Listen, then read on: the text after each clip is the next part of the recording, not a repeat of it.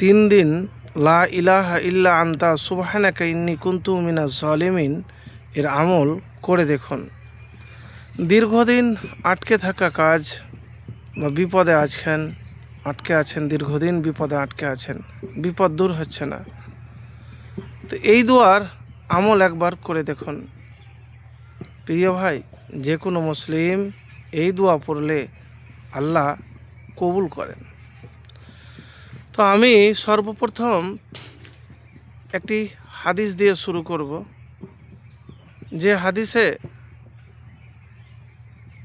সাদ ইবনে আবি ওয়াক্কাস রাজিয়াল্লাহু তাআলা বলেন, রসুল সাল্লাল্লাহু আলাইহি সাল্লাম বলেছেন, জুন্নুন ইউনুস আলাইহিস সালাম মাছের পেটে যে দোয়া করেছিলেন, দোয়াটি ওপরে উল্লেখিত হয়েছে, মানে লা ইলাহা ইল্লা আনতা সুবহানাকা ইন্নী কুনতু মিনাজ জালিমিন। এই দোয়া দ্বারা যে কোনো মুসলিম যে কোনো বিষয়ে দোয়া করবে, আল্লাহ অবশ্যই তার দোয়া কবুল করবেন।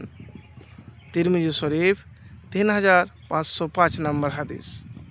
তাহলে আমি আমার কোনো বাড়ানো কথা আপনাকে বললাম না, কিন্তু দোয়া কবুলের জন্যে আপনাকে পরহেজগার মুত্তাকিন পূর্ণ মুমিন হতে হবে। একবারে হারাম থেকে বাঁচতে হবে সম্পূর্ণভাবে, তাকওয়া মুত্তাকি হতে হবে। তো প্রিয় ভাই, মানুষ কখন বিপদে পড়ে আর কখন মানুষের অসুবিধা হয় এটা আমরা কেউ জানি না। দীর্ঘদিন থেকে বিপদে আছেন, দীর্ঘদিন থেকে আপনার কাজ আটকে আছে, দীর্ঘদিন থেকে বেকার, কোনোভাবেই এই বিপদের যন্ত্রণা, বিপদ থেকে মুক্তি পাচ্ছেন না। তো কোন সময়ে আপনি করবেন? গভীর রাত্রে করাই বেস্ট হবে, ভালো হবে। ফজরের আজানের আগে উঠে 100 বার বা যতবার আপনি পারবেন লা ইলাহা ইল্লা আনতা সুবহানাকা ইন্নী কুনতু মিনাজ জালিমিন পাঠ করে হাত উঠিয়ে দোয়া করবেন। প্রিয় ভাই, মুসলিমদের জন্য দোয়া ইউনুস বেশ গুরুত্বপূর্ণ। যে কোনো সংকট অস্থিতিশীল সময়ে এ দোয়া পড়া সুন্নাত। আল্লাহর নবী ইউনুস আলাইহিস সালাম বিপদে পড়ে বারবার এই দোয়া পড়েছিলেন, তখন আল্লাহ তার দোয়া কবুল করে তাকে সংকট থেকে মুক্তি দিয়েছেন।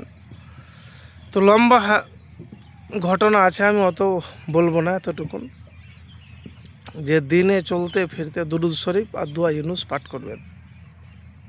ধৈর্য ধরে আল্লাহর উপর ভরসা রেখে আমল করে দেখুন, ইনশাআল্লাহ ফলাফল পাবেন।